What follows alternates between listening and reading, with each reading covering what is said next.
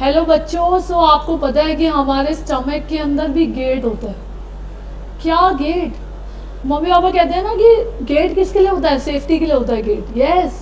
सो stomach के अंदर भी 2 गेट है, आज हम लोग ये पढ़ेंगे। यस। मम्मी पापा क्या कहते हैं कि आपको गेट को लॉक करके रखना है अपनी सेफ्टी के लिए जब वो बाहर जाते हैं। यस।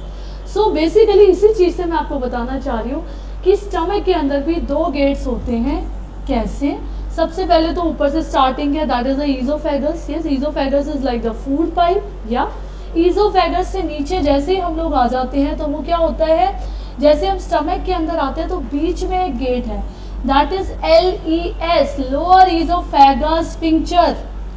ठीक है, तो वो क्या काम करता है इसके, ये जो मस्कुलर वॉल्व है, मैंने वॉल्व के बारे में पहले भी बताया है। वॉल्व क्या करती है, सिर्फ एक ही डायरेक्शन के अंदर भेजती है जिस भी चीज़ को वो भेज रही है।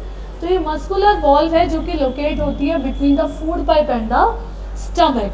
फूड पाइप और स्टमक के बीच में ये वाली एक तरीके से स्फिंक्टर है जो कि एक मस्कुलर वॉल्व है जो कि उसके बीच में कनेक्टेड है। नेक्स्ट, ये क्या काम करती है? ये एसिड रिफ्लक्स को रोकती है।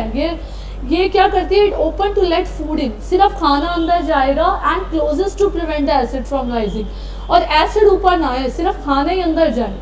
ये वाला गेट इसलिए है, ठीक है, जो पहले वाला गेट है स्टमक का। जो नेक्स्ट वाला गेट है उसको हम बोलते हैं पायरोलिक स्फिंक्टर। ये वाला जो वॉल है वो सिचुएट होता है स्टमक और स्मॉल इंटेस्टाइन के अंदर। यस। तो ये क्या करता है, एक तो ये कंट्रोल करता है emptying, it releases the food slowly, ये धीरे धीरे फूड को आगे की तरफ भेजता है इंटेस्टाइन में। खाना डाइजेस्ट होने के बाद, पहले नहीं, खाना डाइजेस्ट होने के बाद में भेजेगा स्टमक से नीचे की तरफ स्मॉल इंटेस्टाइन में। और अच्छा, एक और चीज़ बता दूं मैं, रिस्क ऑफ एसिडिटी, अगर ये गेट, ऊपर वाला गेट जो पहले वाला गेट है वो लूज हो जाएगा तो एसिड बनने के, आप पता है ना एसिडिटी क्या होती है, एसिड बनने के चांसेस बहुत ज़्यादा बढ़ जाएंगे क्योंकि रिफ्लेक्स बैक होगा, एसिड बनेगा, एसिड रिफ्लेक्स होना शुरू हो जाएगा, ऊपर का गेट लूज हो गया। एंड माल फंक्शनिंग भी, खाने को जो होती है वो नीचे की तरफ आने में या फिर काफ़ी सारी दिक्कत हो सकती है। यस, डाइजेशन टाइमिंग इशू, किसी मतलब अगर आप प्रॉपरली खाना ढंग से टाइमली नहीं खा रहे तो भी दिक्कत आ सकती है। Yes. So malfunction can also cause the food to move through the system too fast, या तो बहुत जल्दी कर देगा माल फंक्शनिंग, अगर दिक्कत आ गई गेट्स में, या तो खाने को बहुत जल्दी आगे की तरफ भेजेगा या फिर खाने को बहुत धीरे धीरे भेजेगा।